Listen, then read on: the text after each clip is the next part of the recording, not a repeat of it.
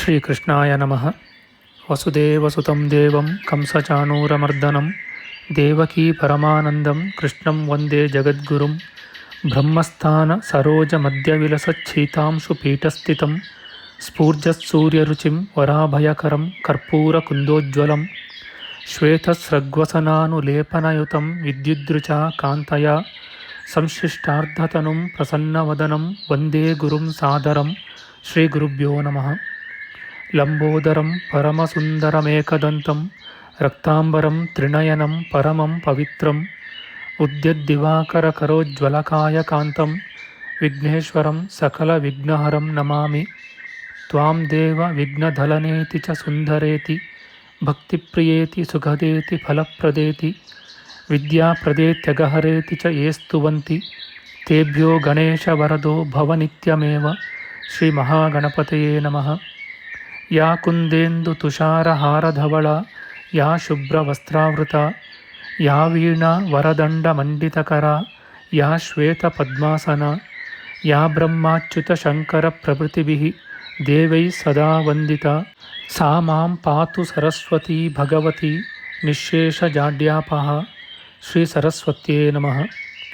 ವೇದಾರ್ಥತತ್ವವಿಶದೀಕರಣೇನ ಪುಂಸಾಂ ಉಚ್ಚೈರ್ಗತಿಂ ಜಗತಿ ಯೋ ದಯಯಾ ವಿಧಾತುಂ ರಮ್ಯಾಂ ಪುರಾಣಪದವೀಂ ಪ್ರಣಿನಾಯ ತಸ್ಮೈ ಲೋಕೇಶವೈಭವಪುಷೇ ಋಷಯೇ ನಮಸ್ತಾತ್. ತಸ್ಮೈ ವ್ಯಾಸಾಯ ಮುನಯೇ ಸರ್ವಜ್ಞಾಯ ಮಹರ್ಷಯೇ ಪಾರಾಶರ್ಯಾಯ ಶಾಂತಾಯ ನಮೋ ನಾರಾಯಣಾತ್ಮನೇ. ಶ್ರೀವ್ಯಾಸಾಯ ನಮಃ. ನಾರಾಯಣಂ ನಮಸ್ಕೃತ್ಯ ನರಂ ಚೈವ ನರೋತ್ತಮಂ ದೇವೀಂ ಸರಸ್ವತೀಂ ವ್ಯಾಸಂ ತತೋ ಜಯಮುದೀರಯೇತ್. ಕನಕರುಚಿದುಕೂಲಃ ಕುಂಡಲೋಲ್ಲಾಸಿಗಲ್ಲಃ ಶಮಿತಭುವನಭಾರಃ ಕೋಪಿ ಲೀಲಾವತಾರಃ ತ್ರಿಭುವನಸುಖಕಾರಿ ಶೇಷಶಾಯೀ ಮುಕುಂದೋ ಪರಿಕಲಿತರಮಾಂಗೋ ಮಂಗಲಂ ನಸ್ತನೋತು. ನಮಾಮಿ ಗೋವಿಂದಪದಾರವಿಂದಂ ಸದೇಂದಿರಾನಂದನಮುತ್ತಮಾಡ್ಯಂ ಜಗಜ್ಜನಾನಾಂ ಹೃದಿ ಸನ್ನಿವಿಷ್ಟಂ ಮಹಾಜನೈಕಾಯನಮುತ್ತಮೋತ್ತಮಂ. ನಮಸ್ತೆ ಚಕ್ರಹಸ್ತಾಯ ಶಾಂಗಹಸ್ತಾಯ ತೇ ನಮಃ. ನಂದಹಸ್ತಾಯ ತೇ ವಿಷ್ಣೋ ಶಂಖಹಸ್ತಾಯ ತೇ ನಮಃ. ಓಂ ನಮೋ ವಾಸುದೇವಾಯ ನಮಃ ಸಂಕರ್ಷಣಾಯ ಚ ಪ್ರದ್ಯುಮ್ನಾಯ ನಮಸ್ತುಭ್ಯಂ ಅನಿರುದ್ಧಾಯ ತೇ ನಮಃ. ದಂಷ್ಟ್ರಾಗ್ರೇಣೋ ಧೃತಾ ಗೌರು ದಧಿಪರಿವೃತಾ ಪರ್ವತೈರ್ನಿಮ್ನಗಾಭಿಃ ಸಾಕಂ ಮೃತ್ಪಿಂಡವದ್ಬೃಹದುರ್ವಪುಷಾನಂತರೂಪೇಣ ಯೇನ ಸೋಯಂ ಕಂಸಾಸುರಾರಿರ್ಮುರನರಕದಶಾಸ್ಯಾಂತಕೃತ್ಸರ್ವಸಂಸ್ಥಃ ಕೃಷ್ಣೋ ವಿಷ್ಣುಃಸುರೇಶೋ ನುದತು ಮಮ ರಿಪೂನ್ ಆದಿದೇವೋ ವರಾಹಃ. ನಮಸ್ತಸ್ಮೈ ವರಾಹಾಯ ಲೀಲಯೋದ್ಧರತೆ ಮಹೀಂ ಖುರಮಧ್ಯಗತೋ ಯಸ್ಯ ಮೇರುಖಣಖಣಾಯತೆ. ಶ್ರೀ ವರಾಹಮೂರ್ತಯೇ ನಮಃ. ಪ್ರಿಯ ಬಾಂಧವರೇ, ನಮ್ಮ ಈ ಶ್ರೀ ಲಾಲೀಕೃಷ್ಣ ಚಾನಲ್ಗೆ ಸ್ವಾಗತ. ಹಿಂದಿನ ವಿಡಿಯೋದ ಮುಂದುವರಿದ ಭಾಗವಾದ ಇಂದಿನ ವಿಡಿಯೋದಲ್ಲಿ ನಾವು ಶ್ರೀ ವರಾಹ ಮಹಾಪುರಾಣದ 128ನೆಯ ಅಧ್ಯಾಯದ ಉತ್ತರ ಭಾಗದ ವಿಚಾರ ಮಾಡೋಣ. ಈ ಅಧ್ಯಾಯದಲ್ಲಿ ಕ್ಷತ್ರಿಯ ದೀಕ್ಷೆಯ ಕ್ರಮ, ವೈಶ್ಯ ದೀಕ್ಷಾಕ್ರಮ, ಶೂದ್ರ ದೀಕ್ಷಾಕ್ರಮ, ಬ್ರಾಹ್ಮಣಾದಿ ಚತುರ್ವರ್ಣ ದೀಕ್ಷಿತರಿಗೆ ವಿಹಿತವಾದ ಕೊಡೆಗಳು, ಗಣಾಂತಿಕವೆಂಬ ದೀಕ್ಷೆಯ ವಿಚಾರ, ದೇವೋಪಚಾರ ಕ್ರಮದ ವಿಚಾರ ಮಾಡೋಣ. ಶ್ರೀಕೃಷ್ಣಾಯ ನಮಃ. ಭೂದೇವಿಯು ಕೇಳುತ್ತಾಳೆ, ಮಹಾಭಾಗ ಮಾಧವ, ನಿನ್ನ ಭಕ್ತನು ವಿಧಿಪೂರ್ವಕವಾಗಿ ದೀಕ್ಷಿತನು, ನಿನ್ನ ಧ್ಯಾನಾಸಕ್ತನೂ ಆದವನು ಈ ಲೋಕದಲ್ಲಿ ಮಾಡಬೇಕಾದುದೇನು? ಪರನು ಅಚಿಂತ್ಯನೂ ಆದ ನಿನ್ನನ್ನು ಯಾರು ಹೇಗೆ ಚಿಂತಿಸಬೇಕು? ಧನವಿಲ್ಲದೆ ಭಾಗವತರು ಮಾಡಬೇಕಾದುದೇನು? ಭೂದೇವಿಯ ಮಾತನ್ನು ಕೇಳಿ ಲೋಕಕ್ಕೆ ಆದಿಯೂ ಅವ್ಯಕ್ತ ಜನ್ಮನೂ ಆದ ಶ್ರೀ ವರಾಹನು ಇಂಪಾದ ಧ್ವನಿಯಿಂದ ಆ ವಸುಂಧರೆಗೆ ಉತ್ತರವಿತ್ತನು. ಶ್ರೀ ವರಾಹಮೂರ್ತಿಯು ಹೇಳುತ್ತಾನೆ, ದೇವಿ, ನನ್ನ ಕರ್ಮದಲ್ಲಿ ನಿರತಳಾದ ನೀನು ಹೀಗೆ ಚಿಂತಿಸುತ್ತಿರುವೆಯಾದುದರಿಂದ ನನ್ನನ್ನು ಕೇಳುತ್ತಿರುವುದನ್ನು ನಿಜವಾಗಿ ಹೇಳುತ್ತೇನೆ. ನಾನು ಹೇಳುವ ಈ ಗಣಾಂತಿಕವೆಂಬ ದೀಕ್ಷೆಯು ಅಂಗಬೀಜದಿಂದ ಉದಿಸಿದುದು.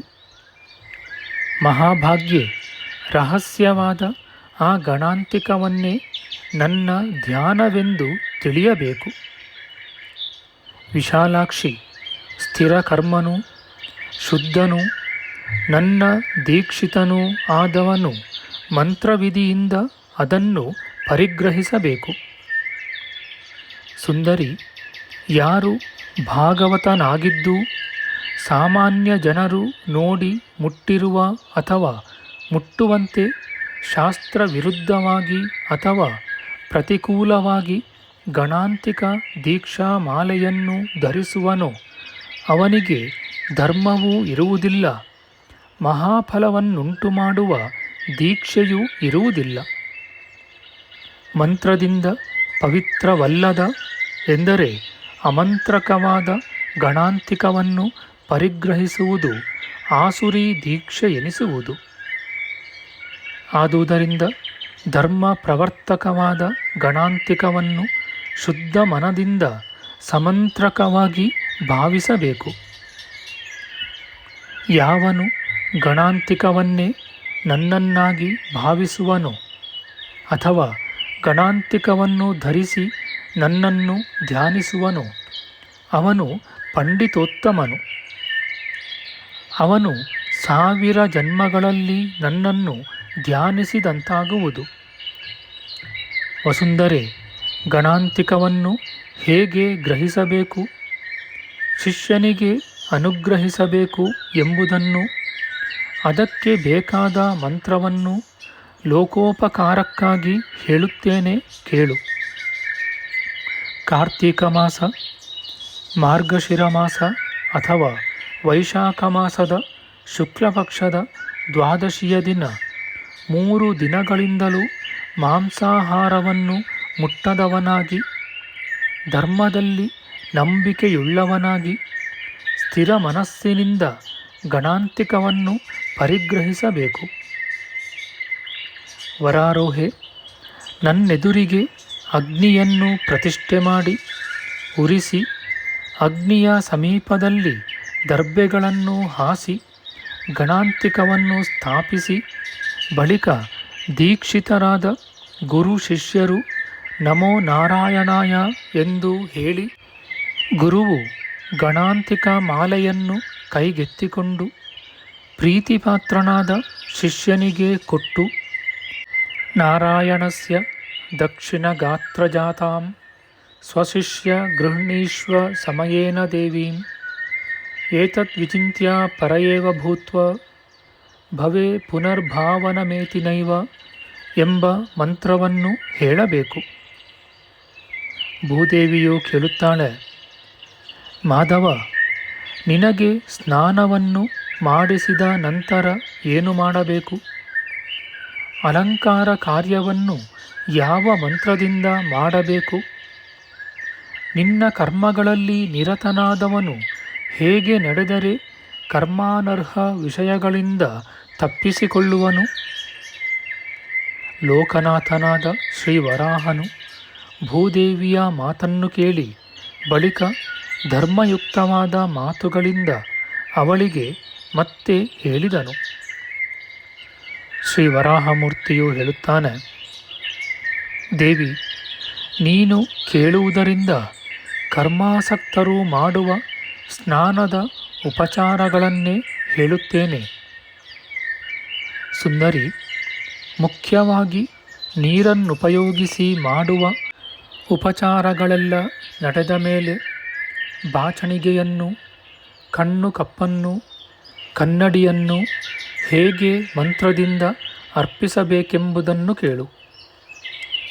ಪಟ್ಟೆಯ ವಸ್ತ್ರವನ್ನು ಧರಿಸಿದವನಾಗಿ ನನ್ನ ಅವಯವಗಳನ್ನು ಮುಟ್ಟಿ ಕಾಡಿಗೆಯನ್ನು, ಬಾಚಣಿಗೆಯನ್ನು ಬೇಗನೆ ಅಲಂಕರಿಸಬೇಕು. ನನ್ನ ಕರ್ಮಗಳಲ್ಲಿ ನಿರತನಾದ ಅವನು ಮೊಣಕಾಲೂರಿ ನಿಂತು ಬೊಗಸೆಯಲ್ಲಿ ಬಾಚಣಿಗೆಯನ್ನು ಇಟ್ಟುಕೊಂಡು ನಾರಾಯಣ, ನನ್ನ ಬೊಗಸೆಯಲ್ಲಿರುವ ಈ ಬಾಚಣಿಗೆಯನ್ನು ಪರಿಗ್ರಹಿಸಿ ಶಿರಸ್ಸನ್ನು ಅಲಂಕರಿಸು ಎಂಬ ಅರ್ಥವುಳ್ಳ ಮಂತ್ರವನ್ನು ಹೇಳಬೇಕು. ಮಹಾನುಭಾವ, ಲೋಕಪ್ರಭು, ಸರ್ವಲೋಕ ಪ್ರಧಾನ, ಲೋಕನಾಥ, ಯಾವುದರಿಂದ ನೀನು 3 ಲೋಕವನ್ನು ನೋಡುತ್ತೀಯೋ ಆ ಪ್ರಪಂಚ ನೇತ್ರವಾದ ನಿನ್ನ ನೇತ್ರಕ್ಕೆ ಈ ಕಪ್ಪು ಕಣ್ಣು ಕಪ್ಪು ಎಂಬ ಅರ್ಥವುಳ್ಳ ಮಂತ್ರವನ್ನು ಹೇಳಿ ಕಣ್ಣು ಕಪ್ಪನ್ನು ಅರ್ಪಿಸಬೇಕು. ಬಳಿಕ ಸುವ್ರತಿಯಾದವನು, ದೇವದೇವ, ನಾನು ಸಿದ್ಧಪಡಿಸಿರುವ ಸುವರ್ಣ ಕಲಶದ ಸ್ನಾನೋದಕವನ್ನು ಪರಿಗ್ರಹಿಸು, ಪ್ರಸನ್ನನಾಗು, ಕೈ ಮುಗಿಯುತ್ತೇನೆ, ಸ್ನಾನ ಮಾಡು ಎಂಬ ಅರ್ಥವುಳ್ಳ ಮಂತ್ರದಿಂದ ಅಭಿಷೇಕ ಮಾಡಬೇಕು. ನಮೋ ನಾರಾಯಣಾಯ ಎಂದು ಹೇಳಿ, ಮಾಧವ, ನಿನ್ನ ಅನುಗ್ರಹದಿಂದಲೂ ಗುರುವಿನ ಅನುಗ್ರಹದಿಂದಲೂ ಈ ಮಂತ್ರಪೂಜೆಯೂ ಗಣಾಂತಿಕವೂ ನನಗೆ ಲಭಿಸಿತು. ಎಂದಿಗೂ ನನ್ನದು ಅಧರ್ಮವಾಗದಿರಲಿ ಎಂಬ ಅರ್ಥವುಳ್ಳ ಮಂತ್ರವನ್ನು ಹೇಳಬೇಕು. ಯಾರು ಈ ವಿಧಾನದಿಂದ ಮಹಾತ್ಮನಾದ ಗುರುವಿನಿಂದ ಗಣಾಂತಿಕವನ್ನು ಪಡೆದು ನನ್ನ ಕರ್ಮದಲ್ಲಿ ದೀಕ್ಷಿತನಾಗಿರುವನೋ ಅವನು ನನ್ನ ಲೋಕವನ್ನು ಸೇರುವನು. ಗುರುವು ಈ ಗಣಾಂತಿಕವನ್ನು ಪಿಶುನನೂ ದುಷ್ಟನೂ ಆದ ಕೆಟ್ಟ ಶಿಷ್ಯನಿಗೆ ಕೊಡಬಾರದು. ಯೋಗ್ಯನಾದ ಶಿಷ್ಯನ ಕೈಯಲ್ಲೇ ಕೊಡಬೇಕು. ದೇವಿ, ರುದ್ರಾಕ್ಷಿಗಳಾದರೆ ಉತ್ತಮ, ಪುತ್ರಜೀವ ಮಣಿಗಳು ಮಧ್ಯಮ, ತಾವರೆಯ ಮಣಿಗಳು ಅಧಮ.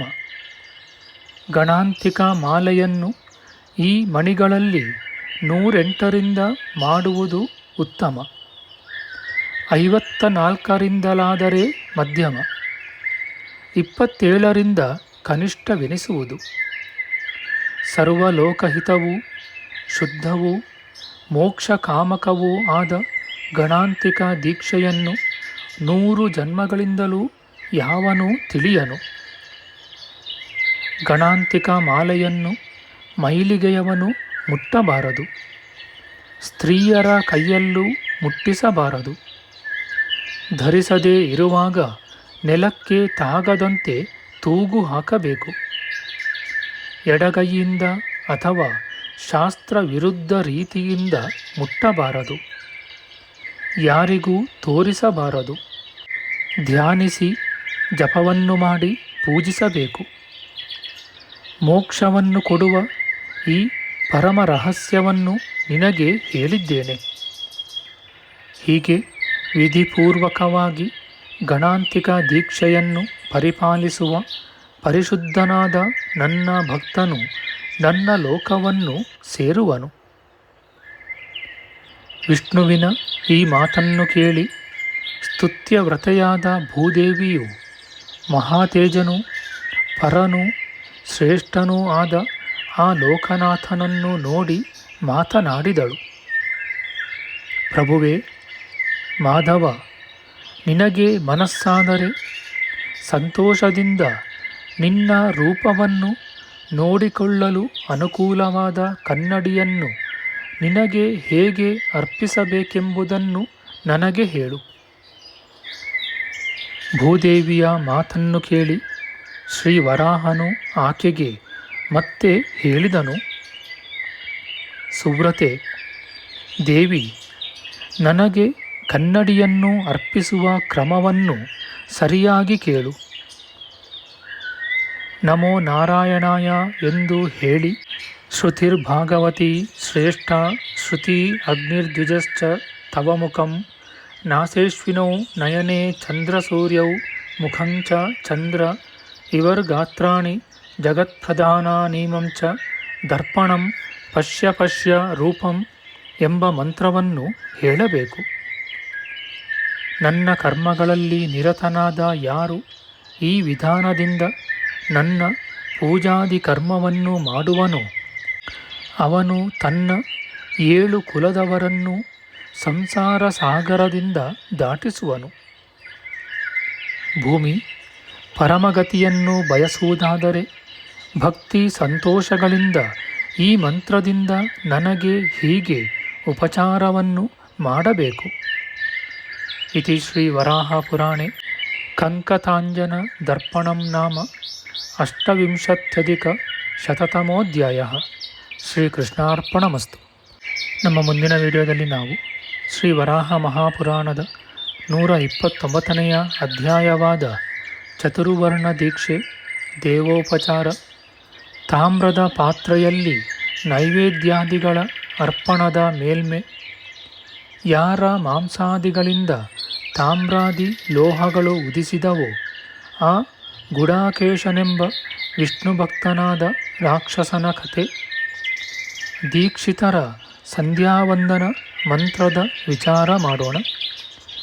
ಆಧ್ಯಾತ್ಮಿಕ ಚರ್ಚೆ ಮತ್ತು ವಿಚಾರ ವಿನಿಮಯಕ್ಕಾಗಿ ಶುರು ಮಾಡಿದ ಈ ಚಾನಲ್ನಲ್ಲಿ ನಾವು ಅಪ್ಲೋಡ್ ಮಾಡುವ ಎಲ್ಲ ವಿಡಿಯೋಗಳನ್ನು ಸಂಪೂರ್ಣವಾಗಿ ನೋಡಿ ನಿಮ್ಮ ಸಲಹೆಗಳನ್ನು ಕಮೆಂಟ್ ಬಾಕ್ಸ್ನಲ್ಲಿ ಬರೆಯಿರಿ. ದಯವಿಟ್ಟು ಈ ಚಾನಲ್ಗೆ ಸಬ್ಸ್ಕ್ರೈಬ್ ಮಾಡಿ ಹಾಗೂ ಬೆಲ್ ಬಟನ್ ಒತ್ತಿ ನಾವು ಹಾಕುವ ಎಲ್ಲ ವಿಡಿಯೋಗಳನ್ನು ನೋಡಿ ಪ್ರೋತ್ಸಾಹಿಸಿ. ಕೃಷ್ಣಂ ನಾರಾಯಣಂ ವಂದೇ ಕೃಷ್ಣಂ ವಂದೇ ವ್ರಜಪ್ರಿಯಂ ಕೃಷ್ಣಂ ದ್ವೈಪಾಯನಂ ವಂದೇ ಕೃಷ್ಣಂ ವಂದೇ ಪೃಥಾಸುತಂ. ಶ್ರೀಕೃಷ್ಣಾಯ ನಮಃ.